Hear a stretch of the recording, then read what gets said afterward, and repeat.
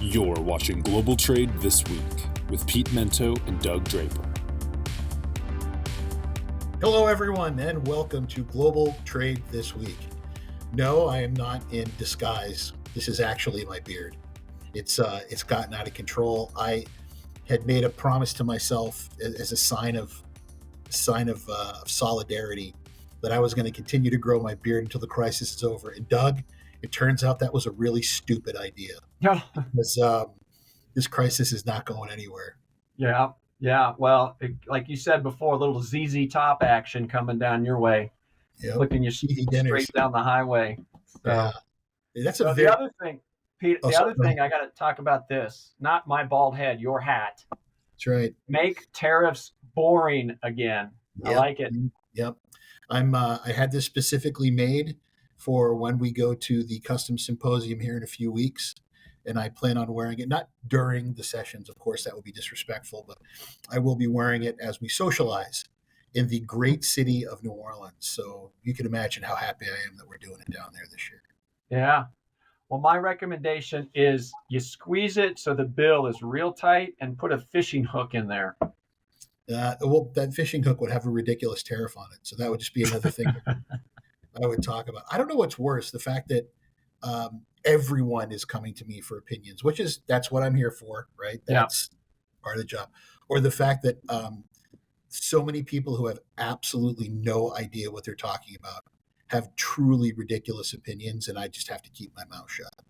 So I was at breakfast with my daughter, and the table next to me, I just overheard them talking about tariff stuff, and they could not have been more incorrect.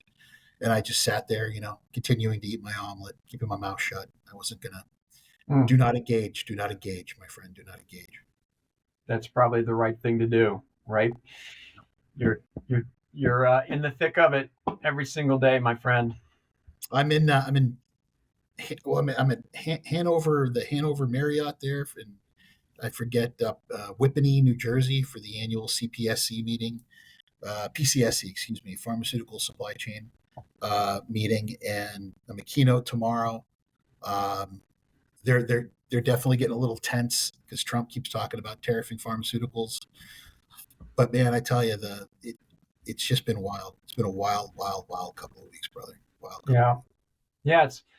It's a little tariff fatigue, right? I have to admit that I've made comments on LinkedIn, but you can't swing a dead cat without seeing somebody comment on LinkedIn. Everyone's suddenly an expert, and I'm even confused by some of the things that are out there. I've had to create PowerPoint slides and flow charts to explain how to apply tariffs. It's that complicated. So Anyway, everybody out there, just stay strong. It won't last forever. Yeah.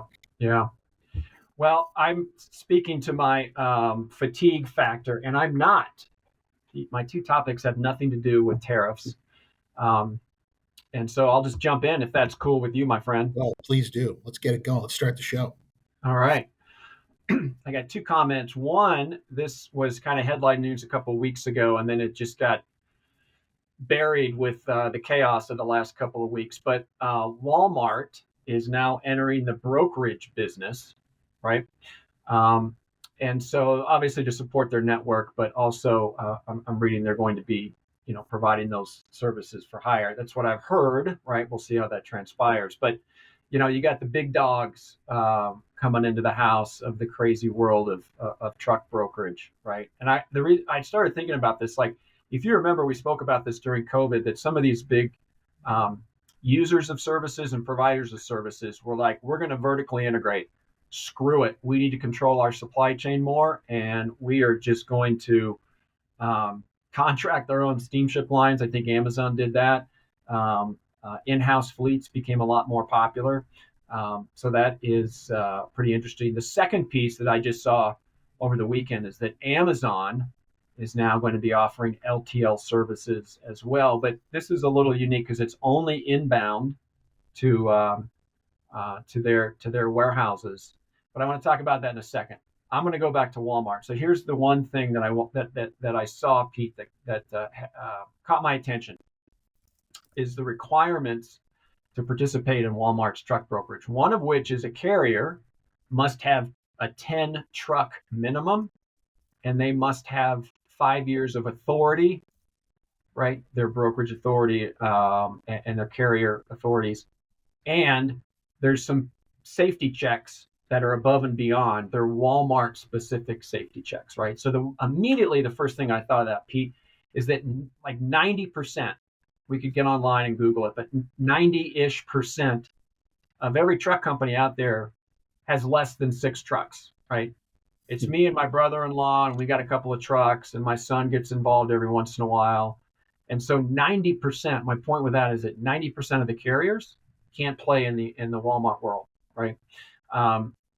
And you figure some of them are not going to be able to pass for safety. So there's this whole demographic of trucking companies, which is 90-ish% aren't able to play. And then the other piece is that if you can play, I think everybody wants to work directly with Walmart, right? So you're going to have these players that jump in there and say, I work for Walmart. They're going to put it on their website. They're going to talk about it to other customers.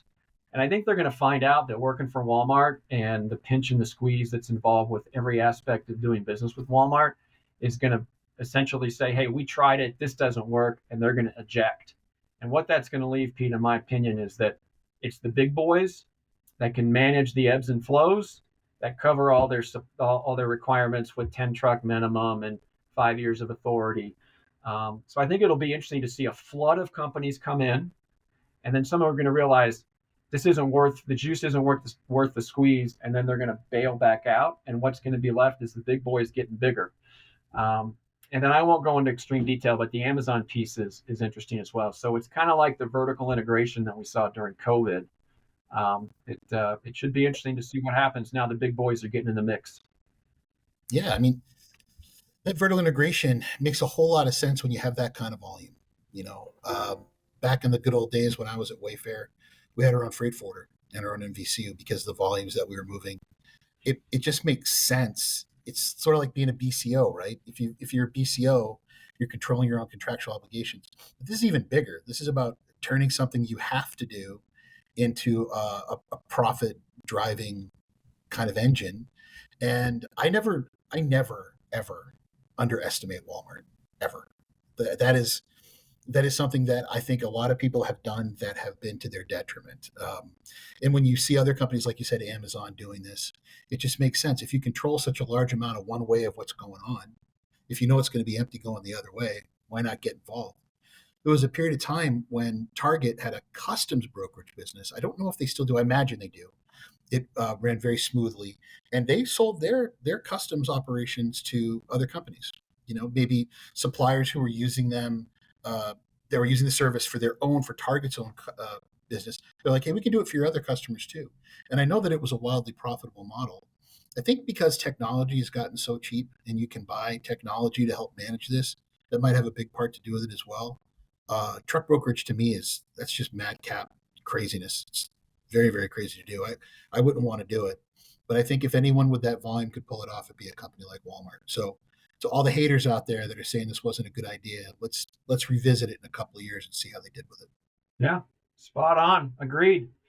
All right. So we're going to jump back into the tariff scene and let you roll, my friend. What you got? Sorry, buddy. I know you're like 99% of Americans who don't want to talk about it anymore. Surprising news over the weekend, there were a number of electronics categories that were carved out of the tariffs. And everyone is talking about this like it's some sort of capitulation, but there's a story behind it that isn't being widely reported in the news. It's being reported, but people aren't putting two and two together. So yes, over the weekend, a lot of consumer electronics and computer peripherals and these kinds of things received a carve out from the Chinese tariffs. And that was big news, right? So imagine a cell phone now is going to cost you a kidney and your firstborn because the tariffs would have been so high. Instead, rather, that 125% additional tariff has been waived for a period of time. And again, people saw this as Trump waving a white flag. Well, what was happening behind the scenes is they're implementing what's called a 232 investigation into all of these tariffs. Now, the 232 tariffs, many of you may have heard about these because of steel. So steel and aluminum have a 232 associated with them. It's basically a tariff that goes into play for unfair trade practices. And the president, while all those tariffs were were being given an exception. At the same time, they have it constituted a 232 investigation of all these products, which says to someone like me that in very short order, not only are those tariffs going to go away, but there's going to be a new additional one that's attached to them. So there's going to be, like the 25% steel and aluminum, like the 301 tariffs, there's going to be a tariff on those products that are coming into America because of what's being considered unfair trade practices. So when you put the two together, it makes a bit more sense. But when you look at them apart from one another, it does seem like we waved a white flag on something, and it sounds like we're just doing another one of these silly investigations. No, one has a lot to do with the other.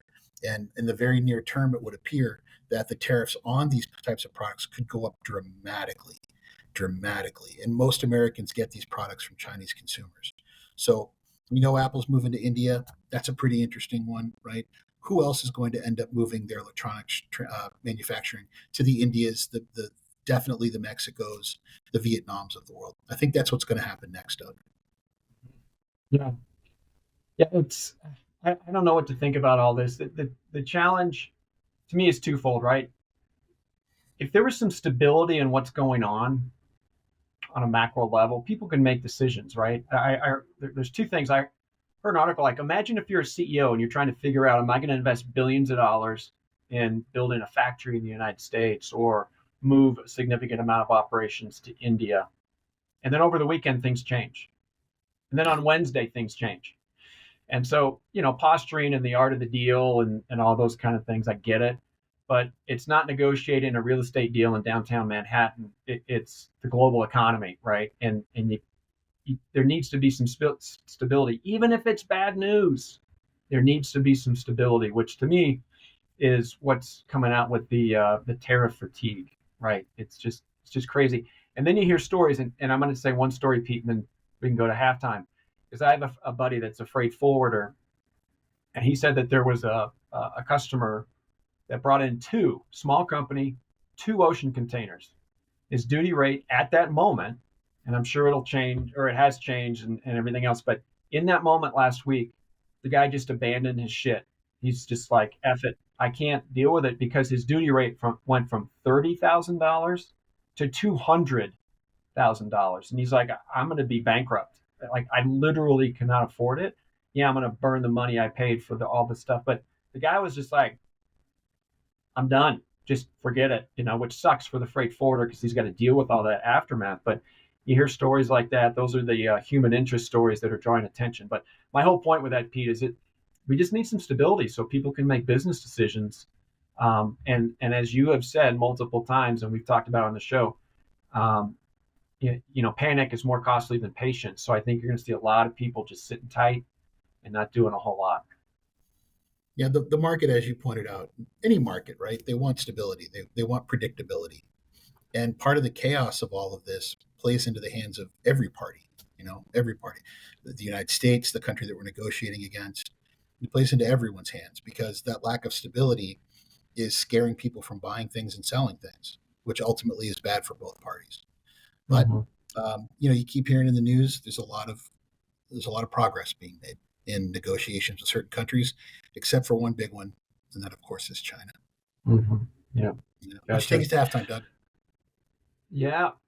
So brought to us by Cap Logistics. We were just chit-chatting with Keenan. We appreciate everything he's doing for the show and giving us our soapbox every week. So shout out to Cap Logistics for making this thing happen. So anyway, I'm going to go first because I like yours and I have more feedback on yours. But I don't know if you saw, but Blue Origin just blasted an all-female crew into space this morning. I haven't looked. I'm assuming that they're back on Earth and things went well. But it was just funny. I didn't realize this.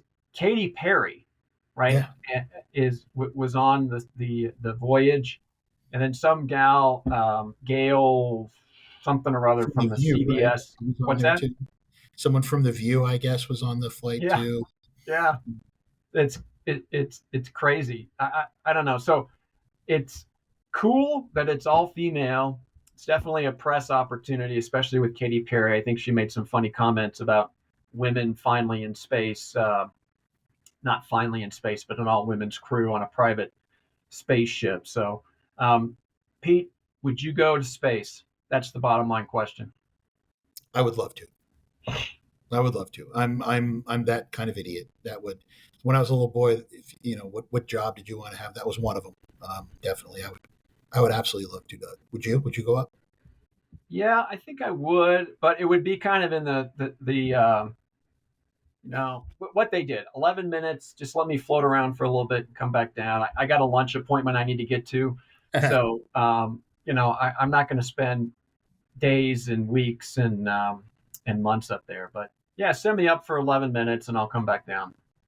Doug, I would be insufferable. I would tell everyone that I was an astronaut. I would be insufferable. That would be like the coolest thing about me. It would be my entire personality. I've been to space. Yeah. Love it. Cool. All right. Well, what you got? Yeah.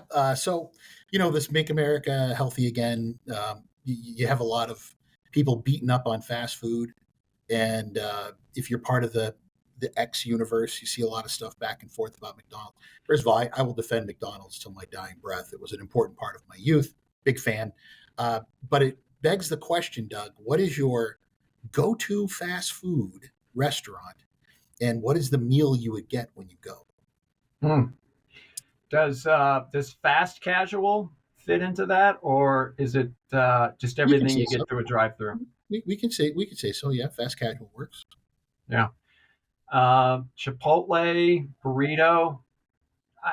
I don't know all the details, but it would be white rice, pinto beans, steak, sour cream cheese, lettuce, some corn salsa. So I don't want to get super specific, but it would be something like that, right? Yeah. So you like the build your own burrito kind of joints? I do. Yeah.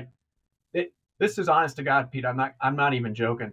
I have like 4 staples: hamburgers, pizza, Mexican, Mediterranean, and you could just rotate that every 4 days. And then I'll mix in a can of green beans every once in a while just to check that box. But yeah, I like the fast food piece of it. But I guess a Big Mac where you open it up in the box and you put your fries on one side and then you squirt all the ketchup in there and then your fingers get all gooey because you're trying to get the last bit of fries. That'd probably be my second go-to. When you say Mediterranean, Doug, are you talking like Greek food? Yes. Yep. Yeah. Okay. That's awesome. Manchester is mostly French Canadian and Greek people. We had great Greek food in Manchester. Huh. I love Greek.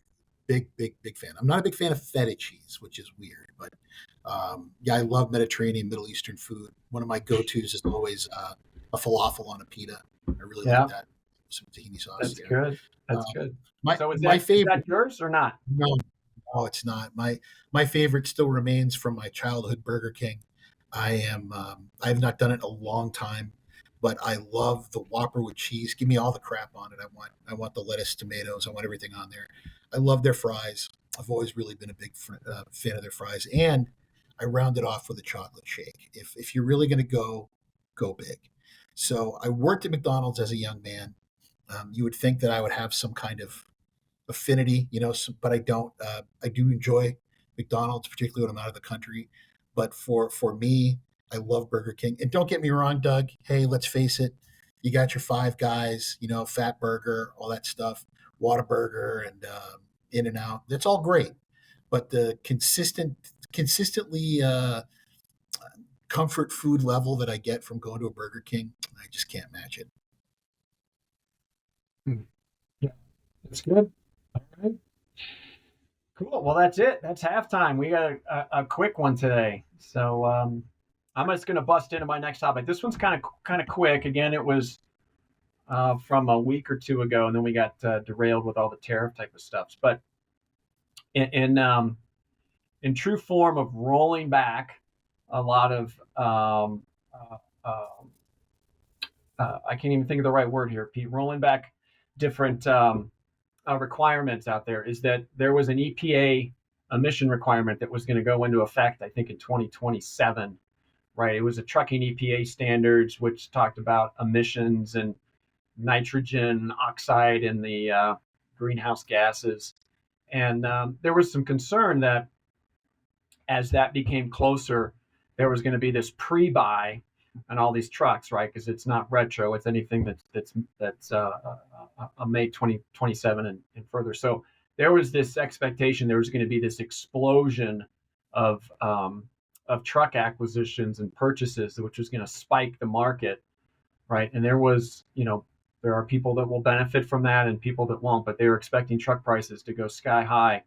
And I think the one group that's really going to benefit, which I just spoke about on my first topic, was really the small owner operators that were like, I can't afford to make these purchases. So it was, say what you will about greenhouse gases and the global warming and everything else, right? But the fact that they rolled this regulation back is going to eliminate, at least for now, the pre-buy surge on trucks before the standards went into effect. So anyway, that caught my attention.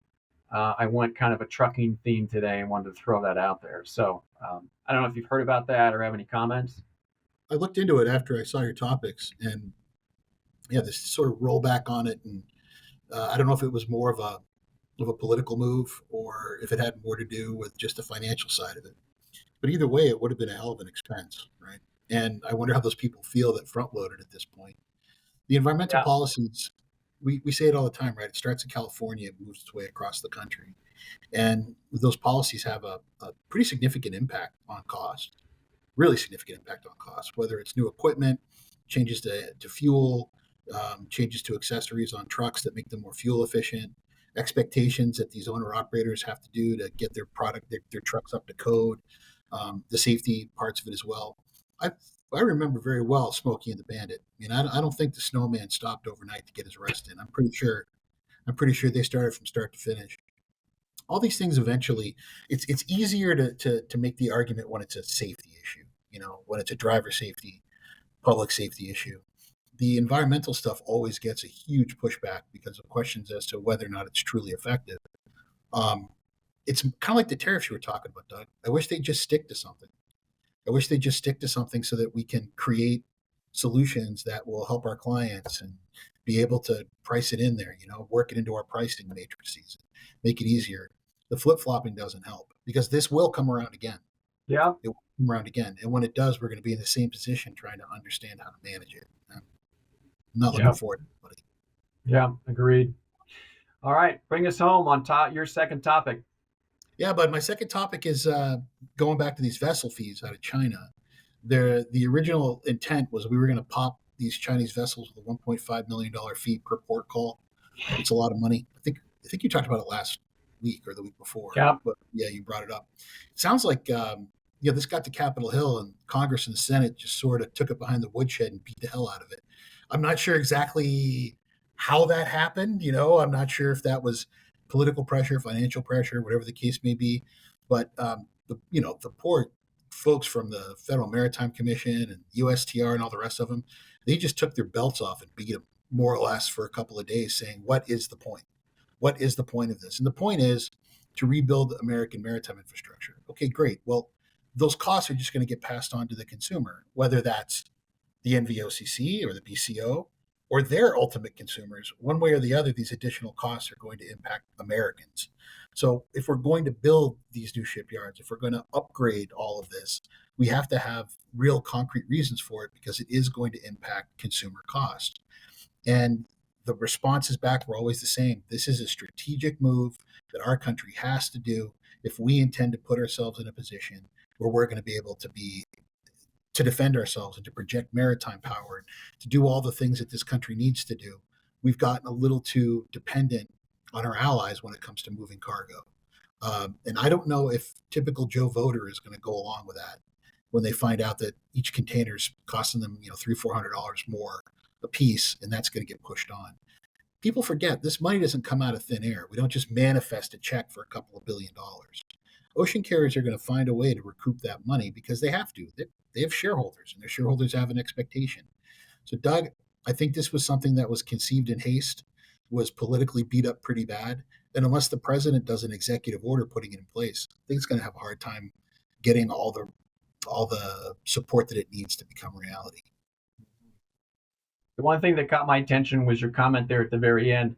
I think this was done in haste. I would say, yeah, that's exactly what it was, right? And then I don't want to say level heads, right? But you get some people to really understand what that means. What do we, as Americans in the United States of America, hey, I get it, man. Let's make more vessels here. You would know more than I would that infrastructure doesn't exist on the scale that it's needed to be to get out there and have that make money and sell it to other companies across the world, right? You can't just manifest that overnight. So I love the idea. I think it's valid. I think it needs to happen. But that's infrastructure, my friend. That's factories and people and getting trained and things of that nature that can't pivot overnight. Doug, the number that keeps getting popped up there is $200 billion. It's going to take $200 billion. So I haven't done this math, but I think somebody should. What would an additional $200 billion to the inbound supply chain of the United States end up costing the consumer per household when all was said and done, when everybody puts their profit on top of that? I think it's a hell of a number. And, that number needs to be understood before we're only, 85 days into the Trump administration, second one, and we're already throwing around numbers like this. We need to slow this one down and have a good long look at it to understand how it's going to impact the consumer. Yeah. Slow things down, take a look at the impact. That's the common theme for this show for sure. And what everybody's been talking about, for the last 14 days. But you're right. You're like, really? They always have like what's been accomplished in the first 100 days of the administration. And in years past, it's been like a couple of check marks and everything else. This year is all bets are off the table. All gas, no brakes, baby. Yeah. All gas, no brakes. Yeah. All right. Well, that wraps us up for another edition of Global Trade This Week. Pete, as usual, coming from a hotel somewhere. I'm fortunate enough to be in Colorado this week, so I'm comfy up here in the mountains. But we can't thank you guys enough for listening to us. Please make comments in the post about our topics. And Pete, as you say so eloquently, if it's happening global trade, it will be talked about on Global Trade This Week. Global Trade This Week. There we go. We made it through in 27 minutes, Pete. I'll see you next week, pal. We'll chat you later. Good luck tomorrow. Thanks, pal.